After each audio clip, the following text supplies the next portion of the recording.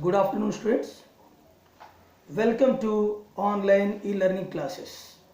This is your third period and the subject is economics. Students, as you know, you are reading from the part 1 book, that is Introductory Macroeconomics, and we are reading the first chapter, that second chapter, that is National Income Aggregates, or I can say National Income and Related Aggregates.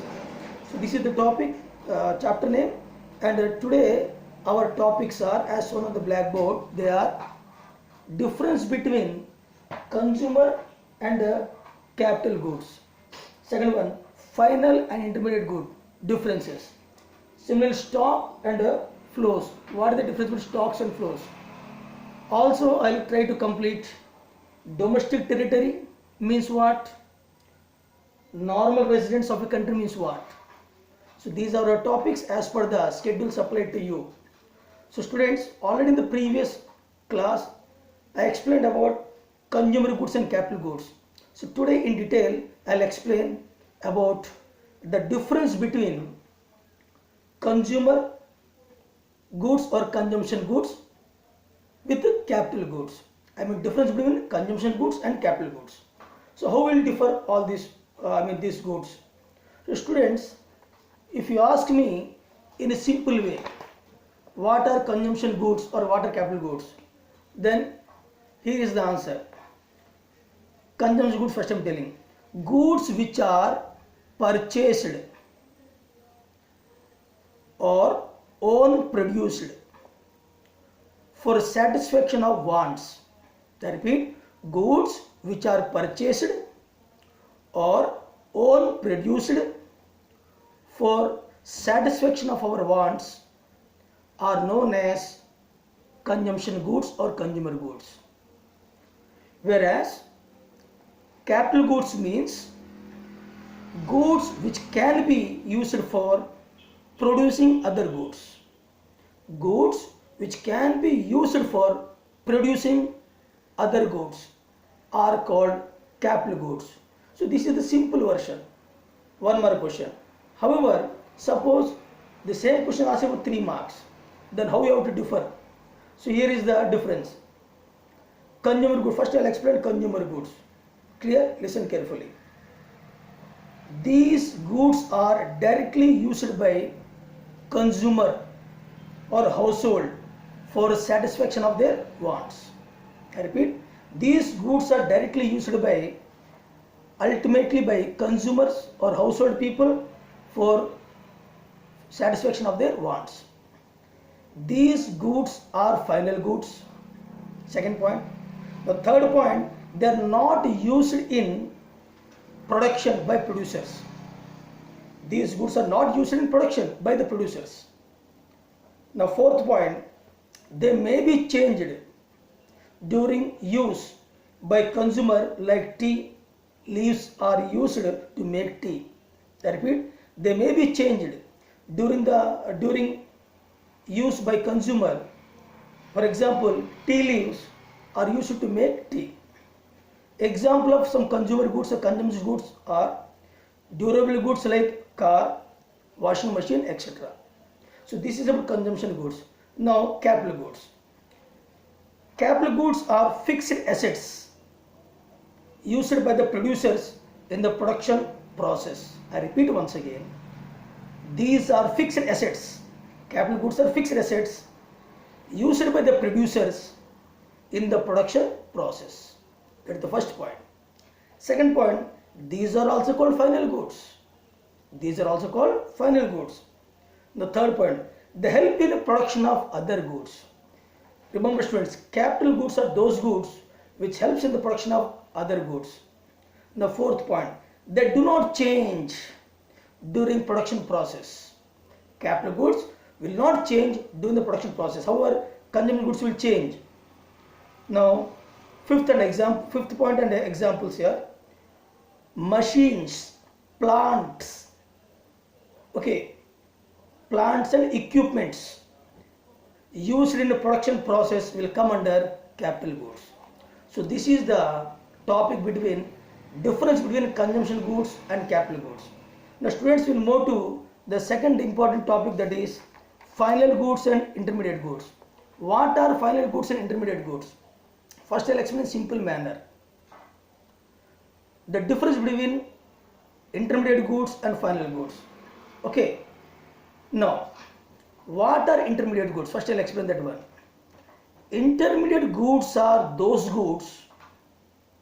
Intermediate goods are those goods which are purchased during the year by one production unit from the other production units. I repeat, intermediate goods are those goods which are purchased during the year by one production unit from the other production units and completely used up or resold. Either they are completely used up or resold during the same year. These goods are used either completely or resold during the same year. Example, raw materials which are needed to produce goods, raw materials like wheat, cotton, etc. Now whereas final goods, I'm telling, final goods are those goods which are purchased or own produced for the purpose of consumption. I repeat, final goods are those goods which are purchased or own produced for the purpose of consumption. I mean, here final goods are nothing but consumption goods. Both are nearly same. Here consumption can be indicated with the alphabet C, capital C, and investment I. Investment can be represented with the alphabet I. Example of consumption goods are milk purchased by an household people. Okay, TV set purchased by a household people. Machines purchased for installation in a factory are the examples of what? This final goods. Now I'll explain in detail difference between final goods and intermediate goods. First, now I'll tell you final goods. First, final goods. Remember, final goods I'm telling. These are ready for final use. First point, these are ready for final use by consumer for consumption or by producer for investment. I repeat, these goods are ready for final use by consumer for consumption or by the producer for production investment. Second point, these are like this. These are consumer goods. I told final goods are consumer goods. These are consumer goods for satisfaction of wants. They may change during the use. They may change during the use. Now, even capital goods also comes under final goods. Capital goods which helps in the production process of other goods, they do not transform during use. Here, final goods and capital goods both will come under what? Capital goods and consumer goods both will come under what? Final goods. Now, third point. Once sold, these pass out of production boundary. I mean, these goods are crossing the production boundary line. They are crossing the production boundary line. Final goods. They cross it after production. Fourth point. These are included in national income. Always final goods are only added in national income. Final goods are added in national income. Now coming to intermediate goods, other one. These are not ready for use. Why? Because they need one more process before final consumption. Those goods which need one more process before final consumption is called intermediate goods, I can say. So these are not ready for use. They are for resale or used for further production. That is the first point. Now second point. These are purchased by one firm from other firms for the following purpose. They are purchased from one firm, okay, from other firm or the other production units for the following purposes. Number one, resale during the year. Resale during the year. Second point, B, use as raw materials. Use as raw materials in the production process. These intermediate goods are used as raw materials in the production process, so they may change during production process. They may change during production process, unlike final goods. For the third point, these are inside the production boundary. They have not crossed the production boundary. They are inside the production boundary. these are not included in national income. Students, this is very, very important. Only final goods are included in national income, whereas your intermediate goods are not at all included in national income. So this is our second topic, second concept. Now moving to third concept, that is stocks and flows. What are stocks and flows? What are stocks and flows? So that I will explain, students. Listen carefully. Stocks and flows. Now, in a simple way, if you want to understand what are stock and flow, let us see. I am telling about define stock or define stocks. Define stock or stocks.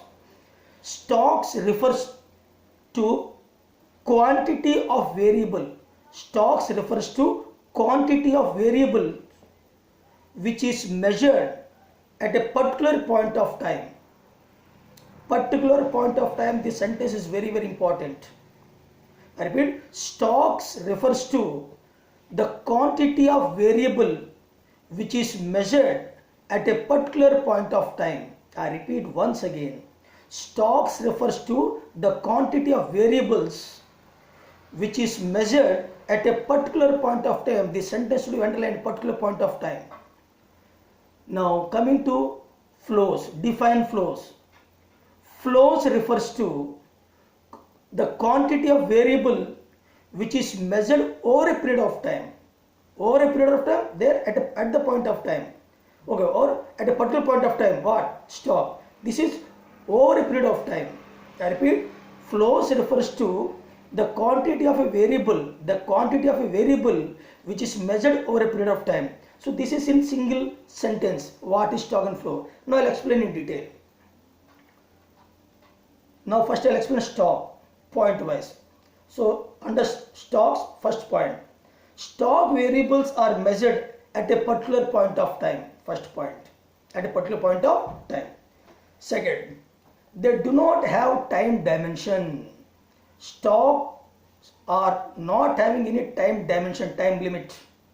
They do not have a time dimension. Clear? Now third point, examples. Capital stock, examples are very, very important, students. Capital stock, inventory, capital stock, inventory, wealth on a particular day. I repeat, capital stock, inventories and wealth on a particular time will come under stock examples. Fourth one, stock is a static concept, static, which will not change, which will not vary. Stock is a static concept. Clear? Now I repeat once again, stock variables are measured at a particular point of time. Particular point of time. They do not have time dimension. Time dimension they are not having. Example, capital stock, inventories and wealth on a particular point of time. Fourth one, they are static. Stock concept is static in nature. Now moving to flows. How will come to define flows? Already told. Flow variables are measured over a period of time. Flow variables are measured over a period of time. Over a period of time. Second point, they have time dimension. They have time dimension. Flow have time dimension. Examples, capital formation during a year. Capital formation during a year is the first example. Change in stock is the second example. National income. All these three during a year are the examples of what? Flows. I repeat. Example, capital formation during a year. Change in stock, national income during a year are the examples of what? Flows. Fourth point, very easy. Flow is a dynamic concept. Stock is a static concept and here flow is a dynamic concept. So this is the difference between stock and flows. Students, now I am moving another two concepts, that is domestic territory and normal residence of a country. Actually this is to be read in the next day, next period, but I need to cover so many topics. That's why this topic today I am completing. So please do listen carefully. Domestic territory means what? First we should know domestic territory means what. Okay, listen carefully. Political frontiers, I mean boundaries of a country. Political frontiers, I mean geographical territory of a country, including territorial waters. Here territorial water means what? I mean the distance from the sea coast up to 200 nautical miles. Distance from sea coast up to 200 nautical miles is called territorial waters. So political frontiers, territorial waters, and air, I mean space, all comes under domestic. For example, telecommunication services produced by Reliance Communication in India. Now, embassies, I mean ambassadors who will carry messages from one country to other country. Embassies, consulates, I mean some ministers like who are in power, consulates, military bases, etc. located in abroad. Embassies, military bases, consulates were located in abroad. Okay, abroad. But abroad at the same time also come. I mean, this also comes under what? Domestic. For example, Indian embassy in America is a part of domestic territory of India. Indian embassy who is staying in America, he will come under what? Domestic territory of India. Okay. See, next one. Ships, aircrafts, etc. operated by the residents. Ships, aircrafts, etc. operated by the residents. Okay. Two or more countries. For example, services provided by Air India between Singapore and Japan. Services provided by Air India between Singapore and Japan are part of domestic territory of India. Now, fishing vessels, here vessels means what? Ships, very big ships, ocean going ships. Fishing vessels means ships. Oil and natural gas, etc. operated by residents, I mean our country people, in the international waters, operated by residents in international waters or other areas over which country enjoys exclusive rights, also part of domestic territory. For example, research projects undertaken by Indian government, in international waters of Indian Ocean is a part of domestic territory of India. So all this comes under domestic territory of India. I gave a number of examples. Now, whom you call normal resident of a country? Normal resident of a country. Now, a normal resident is said to be a person. A normal resident is said to be a person who ordinarily resides in a country. A normal resident is said to be a person who ordinarily resides in a country. Next point, stays in the country should be more than a year. A person is staying in a particular country more than 1 year, more than a year, more than 1 year. Third point, his economic interest should be in that country, or interest of staying in that country should be economic. That person economic interest should be in that country. I mean, he should work in that country. He is doing work in that country. His economic interest should be in that country. No. A person can be citizen. Another point, very, very important. A person can be citizen of a country and a normal resident of some other country. I repeat, a person can be citizen of a country and a normal resident of some other country. Suppose I am the citizen of India, but I am staying in USA and working more than a period of 1 year. Okay, so both will come under what? Normal residents. I repeat, a person can be citizen of a country and normal resident of some other country. I am the citizen of country India, but I am the normal resident of America. For example, I am giving the example. A large number of Indian nationals, a large number of Indian people, okay, have settled in USA, England, Australia, etc. as residents. They are not citizens there. They are only residents. They are staying more than 1 year. So, I repeat, a larger number of Indian nationals have settled in USA, England and Australia and China also as residents, not as nationals. They are settled as residents but not as nationals of those countries. Okay. For India, they are non-resident Indians. Though they belong to India, they are citizens of India but staying in other countries, they are called residents there, not nationals. But for us, they are called as what? Non-resident Indians. but they are non-resident Indians but are nationals. The non-resident Indians, but they are the nationals of India. They are the citizens of India. So this is the, so I have completed all the 4 topic, students. Now this is the end of the video. Now similar video I'll post now. Do watch it carefully. Thank you.